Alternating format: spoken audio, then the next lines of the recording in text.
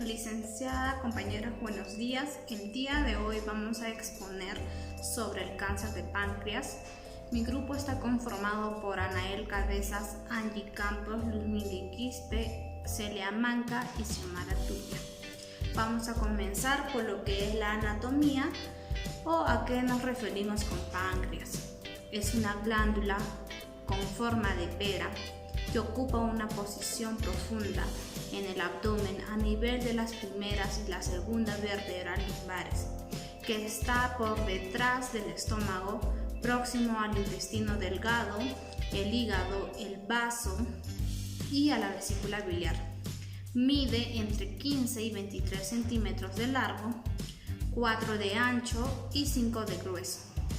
Su peso aproximadamente es entre 70 y 150 gramos. El páncreas tiene 4 partes que está dividida por la cabeza, por el cuello, por el cuerpo y por la cola. Como vemos acá en la imagen, la cabeza es la parte ancha que se encuentra en la parte baja de la derecha. Esta parte, la más anchita. Y el cuello, que es la parte que une el cuerpo de la cabeza entre el bajo del duodeno. El cuerpo, que es la cola o la parte central del páncreas con forma de 3 prisas. Y la cola, que está prolongada por el cuerpo y se extiende hacia el brazo.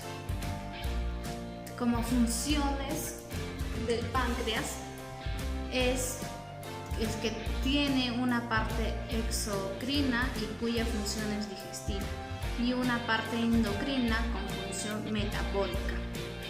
La función endocrina es la función del proceso de la digestión en el páncreas, que secreta las enzimas, es decir, las más conocidas, la amilasa y la lipasa, cuya función consiste en descomponer químicamente las grasas y proteínas ingeridas en pequeñas porciones que pueden ser absorbidas por el intestino.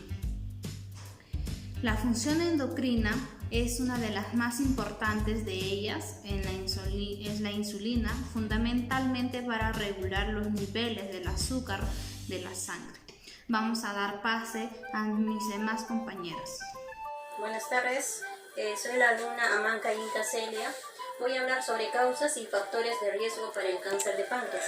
Dentro de las causas, no hay una causa específica que pueda aumentar el riesgo para desencadenar esta enfermedad, pero sí tenemos algunos de los factores de riesgo que pueden aumentar el riesgo. Dentro de los factores tenemos factores no modificables y los factores modificables. De los factores no modificables, por ejemplo, tenemos la diabetes. La diabetes y el cáncer de páncreas están muy relacionados, ya que esto es un órgano que se encarga de producir la insulina, y en los pacientes que tienen diabetes esto no se produce de manera normal. También tenemos la pancreatitis crónica, que es una inflamación a largo plazo del páncreas y que está muy relacionado con el cáncer pancreático. Esto mayormente va a afectar a las personas que consumen bastante tabaco y alcohol. También otro de los factores es la edad. La mayoría de los pacientes que se han diagnosticado el cáncer, los pacientes han tenido más de 60 años, es decir, que muchas veces el cáncer se ha detectado a una edad avanzada, ya que el cáncer de páncreas es una enfermedad silenciosa y que al principio no presenta ni signos ni síntomas. Luego también tenemos el sexo. El cáncer de páncreas mayormente se da en los hombres que en las mujeres. Esto podría ser a un mayor consumo del alcohol y el tabaco. Luego también tenemos los antecedentes familiares. Si en una familia ha habido cáncer, ya sea en los padres o los abuelos, entonces los hijos tienen mayor probabilidad de padecer el cáncer. Pero esto no quiere decir que los hijos van a tener sí o sí, solo es una probabilidad. Por ejemplo, en algunos pacientes que han sido diagnosticados con cáncer no han tenido antecedentes familiares. Y por último tenemos la raza. Las personas de raza oscura o raza negra tienen mayor probabilidad de padecer cáncer de páncreas.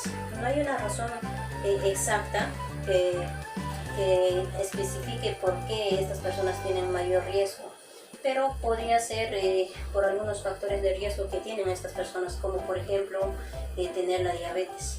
Como sabemos que la diabetes y el cáncer de páncreas están muy relacionados. Dentro de los factores modificables tenemos el consumo del alcohol. El consumo excesivo del alcohol podría provocar afecciones como por ejemplo la pancreatitis crónica, que como sabemos es un factor de riesgo muy alto para desencadenar esta enfermedad. Luego tenemos el consumo del tabaco. El tabaquismo es otro de los factores de riesgo muy alto para el cáncer pancreático. El riesgo es aproximadamente el doble de alto en las personas fumadoras que en las personas que nunca han fumado. Luego, otro de los factores tenemos también el sobrepeso. El exceso de peso es otro factor que aumenta el riesgo de esta enfermedad. Las personas con un índice de masa corporal igual o mayor a 30, estas personas tienen aproximadamente un 20% de probabilidad de padecer esta enfermedad. Luego tenemos la alimentación. Las carnes rojas, por ejemplo, las carnes rojas o los alimentos procesados, como por ejemplo los tocinos, las salchichas, los ahumados, las bebidas azucaradas, todos estos alimentos van a aumentar el riesgo para esta enfermedad. Luego tenemos la inactividad física. La falta de actividad física no solamente va a desencadenar esta enfermedad, también la inactividad física nos puede aumentar el riesgo para otras enfermedades, como por ejemplo el sobrepeso, la obesidad, la hipertensión arterial y el sedentarismo también. Por ello se recomienda realizar una actividad física diaria durante 30 minutos para prevenir muchas enfermedades, no solamente el cáncer de páncreas. Y por último tenemos las infecciones. Las personas que han tenido infecciones del estómago causadas por bacterias como por ejemplo el Helicobacter pylori, que estos causan úlceras dentro del estómago, o que hayan tenido infecciones por hepatitis B, todas estas infecciones van a aumentar mucho más el riesgo de padecer el cáncer. Profesora, buenos días y compañeros todos. Continuando con la exposición del cáncer de páncreas, yo les voy a hablar sobre dos puntos, sobre los síntomas que va a presentar esta enfermedad y cómo se va a diagnosticar. Para empezar, en la fase inicial del cáncer no se va a presentar ningún tipo de síntoma, y si es que se presenta, estos síntomas van a ser tan específicos que va a ser difícil asociarlos al cáncer de páncreas. Los síntomas se van a desarrollar lentamente y pueden estar durante mucho tiempo en silencio. Esto va a hacer que el cáncer sea difícil de detectar a tiempo y dando oportunidad a que el tumor se extienda fuera del páncreas. A los síntomas los he dividido en síntomas iniciales y síntomas tardíos. Entre los síntomas iniciales tenemos a las náuseas, a la incapacidad de ingerir alimentos y a la ictericia. La ictericia va a ser uno de los síntomas característicos de las personas que padecen el cáncer de páncreas, que se va a presentar como un color amarillento en la piel y principalmente en los ojos. Esto se va a deber gracias a que la bilirrubina va a estar en niveles altos en la sangre. La bilirrubina va a ser un pigmento de color amarillento que se encuentra en la bilis, que va a ser un líquido producido por el hígado. La ictericia se va a ocasionar gracias a que el tumor del cáncer va a estar creciendo, provocando una obstrucción en el conducto de la bilis.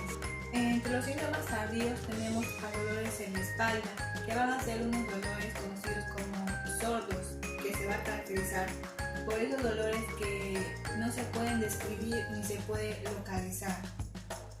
También vamos a tener como síntoma característico a la pérdida de peso. Esto es otro de los síntomas más característicos de esta enfermedad, igual que la ictericia. Eso se va a deber gracias a que los tumores van a liberar en la sangre unos componentes que van a ocasionar cambios en la manera que el organismo usa los nutrientes que se ingieren en los alimentos, como las proteínas, los lípidos y los carbohidratos. Esto va a ocasionar una pérdida de apetito y la disminución de la ingesta de alimentos, trayendo como consecuencia la delgadez y la fatiga y la debilidad muscular. Continuando con el diagnóstico del cáncer de páncreas, este va a ser un poco complicado ya que los síntomas son inespecíficos. Para empezar se va a realizar una exploración física, esto con el fin de detectar si el paciente presenta algún síntoma de ictericia. Se va a revisar los ojos, la piel, también se va a hacer una palpación abdominal con el fin de percibir si es que existe algún aumento de tamaño en el páncreas o algunos órganos que se encuentran a su alrededor. Si es que se logra percibir algo, se va a mandar a hacer un análisis de sangre. En este análisis se quiere ver si es que existe algún aumento de bilirrubina en la sangre. Y posteriormente el otro sería el diagnóstico por imágenes. Tenemos como, por ejemplo, a la tomografía axial computarizada. Esto nos va a ayudar a visualizar mejor en la parte interna del cuerpo y a ver si es que existe algún tipo de cáncer y si es que el cáncer se ha expandido más allá del páncreas. Ahora me toca hablarles sobre los tratamientos del cáncer de páncreas. Uno de ellos tenemos el tratamiento de Whipple. Este tratamiento es una operación para extirpar la cabeza del páncreas en la primera parte del intestino delgado que se le llama duodeno. En otro de los tratamientos tenemos la pancreatectomía, la distal y la total. La distal es una operación que selecciona las partes lesionadas originadas por el cuerpo o la cola del páncreas.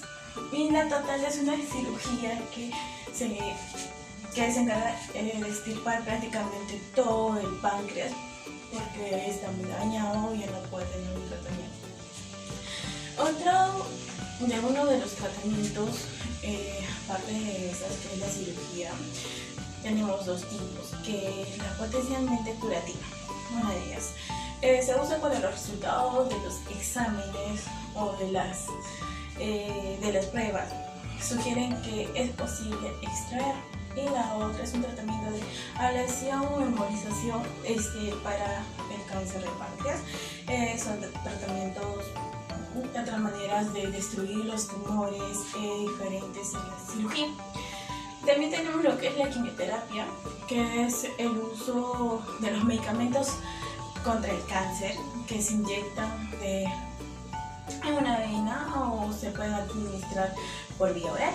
Tenemos lo que también es la inmunoterapia, es el uso de medicamentos para estimular el sistema inmunitario de la persona para que pueda reconocer y destruya las células cancerógenas.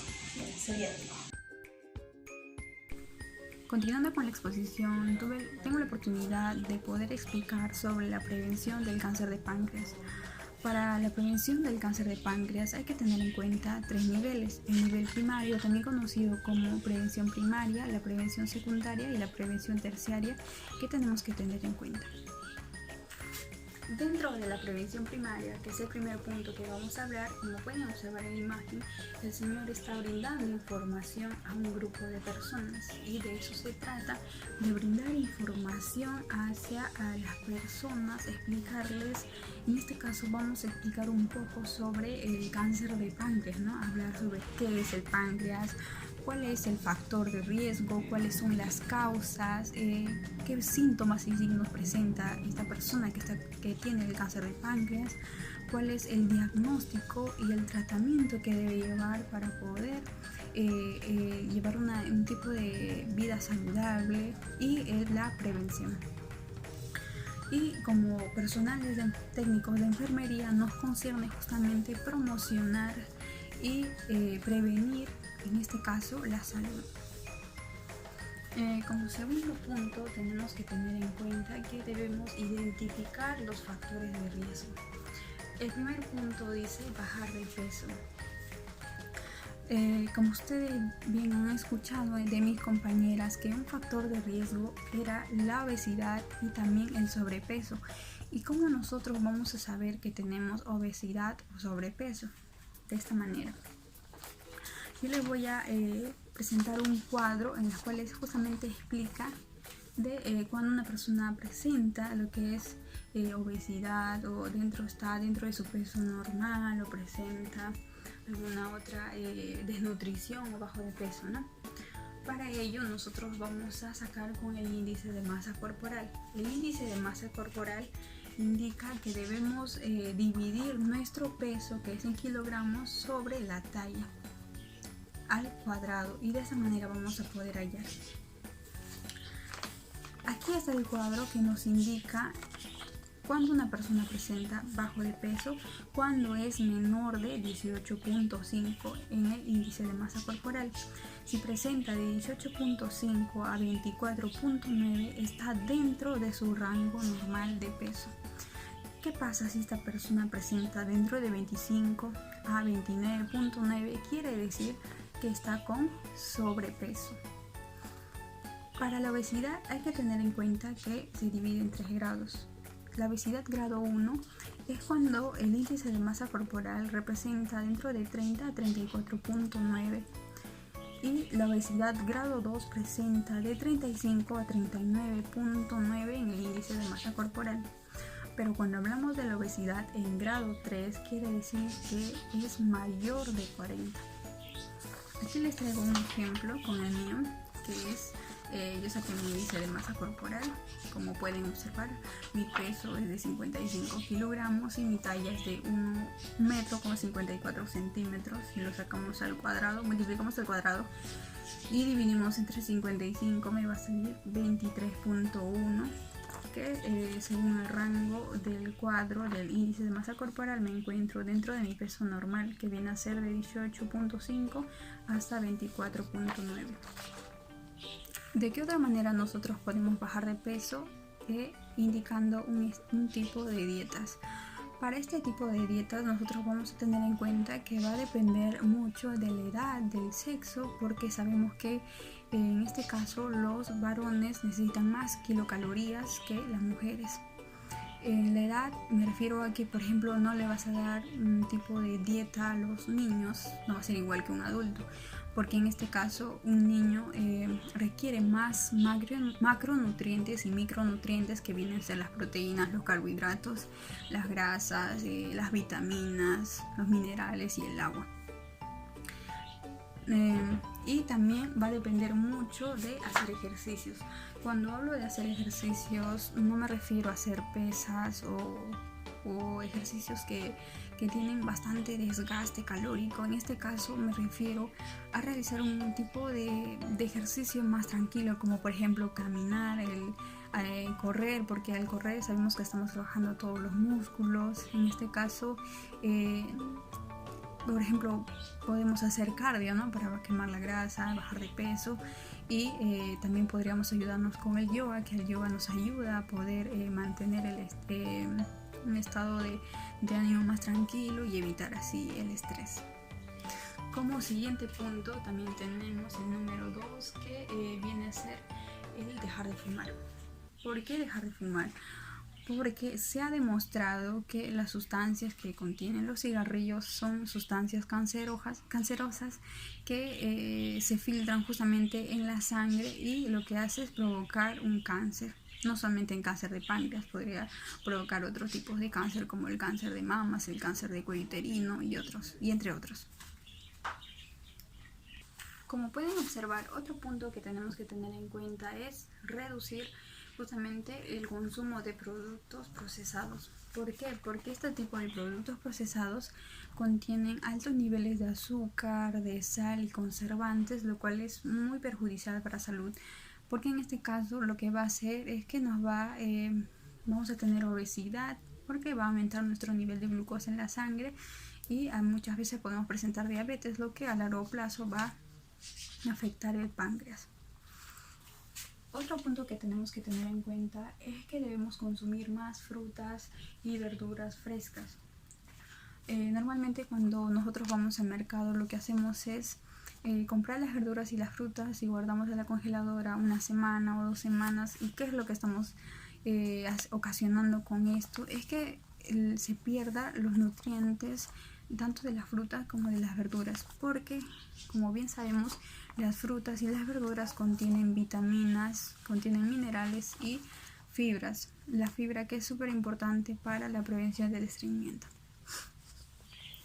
Otro dato que nosotros tenemos que tener en cuenta a la hora de comprar justamente o de alimentarnos con frutas y verduras es que en el caso de las verduras podemos realizar verduras a vapor para poder evitar la pérdida de los nutrientes. Otro punto que nosotros tenemos que tener en cuenta es que debemos consumir carbohidratos. Cuando hablo de carbohidratos me refiero a que existen 2 tipos de carbohidratos, los carbohidratos complejos y los carbohidratos simples. Cuando hablo de los carbohidratos complejos me refiero a que este tipo de carbohidratos no son procesados y contienen azúcares naturales, además que son nutritivos. Lo podemos encontrar, este tipo de carbohidratos complejos lo podemos encontrar en las harinas integrales, como por ejemplo el pan integral, el arroz integral. También lo vamos a encontrar en los tubérculos, que viene a ser la papa, el camote, los frutos secos. Asimismo también encontramos en las legumbres, como por ejemplo las lentejas, los frijoles. También vamos a encontrar en las verduras como el brócoli y las frutas como el plátano.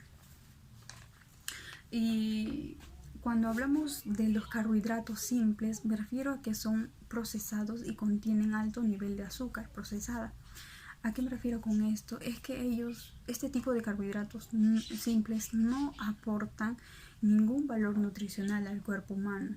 ¿Por qué? Porque normalmente a esto me refiero a que lo consumimos, muchas de las personas lo consumen a diario porque son alimentos dulces, apetitivos para las personas, pero lo que no sabemos es que este tipo de alimentos nos va a llevar a elevar nuestra glucosa y posiblemente más adelante tener obesidad o incluso diabetes, como lo explicaba en un momento sobre los alimentos procesados, ¿no? Y este tipo de alimentos de carbohidratos simples, ¿dónde lo vamos a encontrar? En este caso lo encontramos en las gaseosas,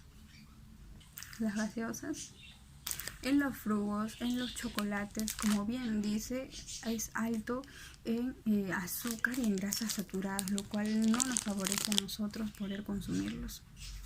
Otro punto que nosotros tenemos que tener en cuenta es que debemos consumir más fibras. También para las fibras tenemos que tener en cuenta que tenemos 2 tipos de fibras, las fibras solubles y las fibras insolubles. Cuando me refiero a las fibras solubles, es que son aquellos, como su mismo nombre lo indica, que se pueden disolver en el agua. Este tipo de fibras solubles nos ayudan a poder mantener nuestro tracto gastrointestinal tranquilo, lo cual también lo que va a hacer es que al mezclarse con el agua lo va a absorber y va a crear como un tipo de gel que va a cubrir el tracto gastrointestinal.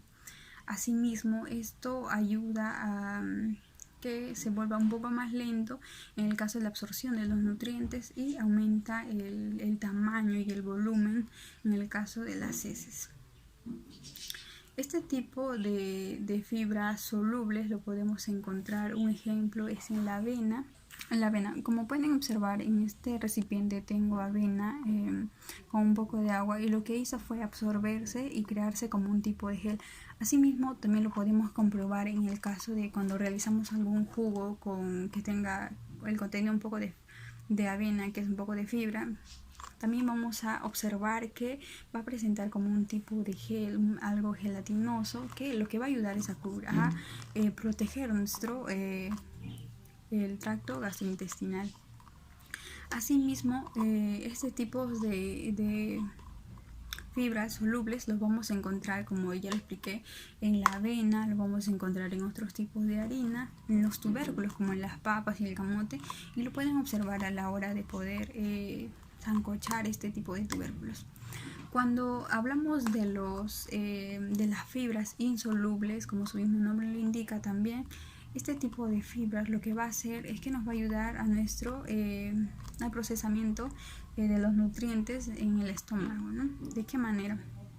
Lo que va a hacer esto es que las fibras insolubles van a actuar muy rápido sobre el estómago, el intestino. Lo que va a hacer es enviar rápido los nutrientes para que así la persona pueda expulsar las heces de manera rápida y no tener que sufrir el estreñimiento. En este caso, este tipo de fibras insolubles lo pueden consumir las personas que sufren con estreñimiento. Algunos alimentos que podemos encontrar en las fibras insolubles, mayormente en las verduras como el brócoli, la lechuga, la zanahoria. Asimismo también vamos a encontrar en las harinas integrales. Otro punto que hay que tener en cuenta es la limitación de las carnes rojas. Cuando me refiero a la limitación de las carnes rojas, siempre se ha escuchado ese debate de que si la carne roja te produce cáncer o no te produce cáncer. En sí hay que tener en cuenta que la carne roja tiene proteínas, lo cual es esencial para nuestro cuerpo, en el caso de los niños para su crecimiento y el aumento de la masa muscular.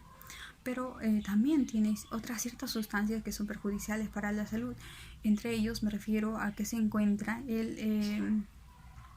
la purina, que es una sustancia de ácido úrico que normalmente en este caso lo que va a hacer es perjudicar a los riñones, produciendo cálculos renales.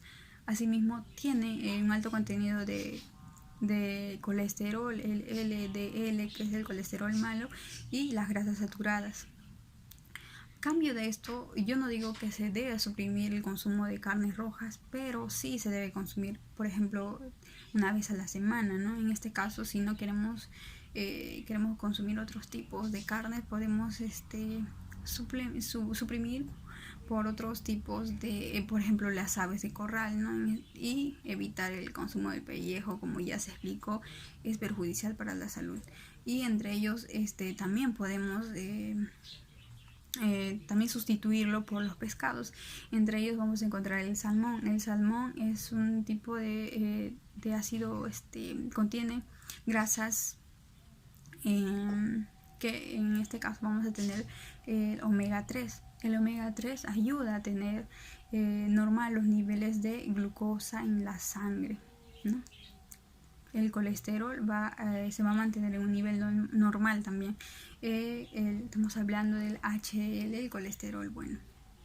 Otro punto que hay que tener en cuenta es sobre limitar la ingesta de carnes procesadas. ¿Por qué las carnes procesadas se tienen que limitar?